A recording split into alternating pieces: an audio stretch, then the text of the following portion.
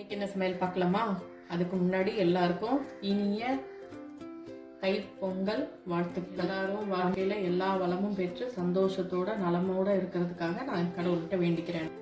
சக்கரை பொங்கல் தான், ஆனா சாம அரிசி போட்டு கருப்பட்டி போட்டு நான் செஞ்சிருக்கேன். ஒன்றும் படைக்க போறது இல்லை இல்லைங்களா, அதனால அரிசி போட்டு தான் செய்யணுன்ற அவசியம் இல்லை அப்படின்ட்டு சாம அரிசியில கருப்பட்டி போட்டு நான் செஞ்சுருக்கேன். நார்மலாக பச்சரிசி போட்டு கொஞ்சம் வெண்பொங்கல். வெண்பொங்கலுக்காக வேண்டி கறி கூட்டு சொல்லுவோம்ல, காய்கறி போட்டு கூட்டு செய்வாங்கல்ல, அந்த கூட்டு செஞ்சுருக்கேன்.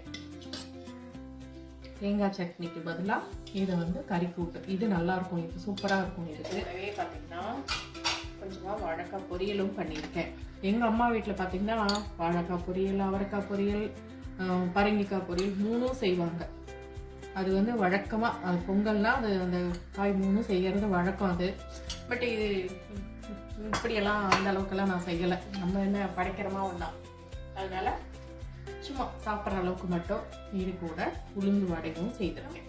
எப்பயும் போல் வெள்ளரிக்காய் சாலடும் அதாங்க இன்னைக்கு சமையல். இந்த வீடியோ உங்களுக்கு பிடிச்சிருந்துச்சுன்னா லைக் பண்ணுங்கள், ஷேர் பண்ணுங்கள், கமெண்ட் பண்ணுங்கள். புதுசாக பார்க்குறீங்கன்னா சப்ஸ்கிரைப் பண்ணிக்கோங்க. எல்லோருக்கும் இனிய பொங்கல் திருநாள் வாழ்த்துக்கள் மறுபடியும். தேங்க்யூ.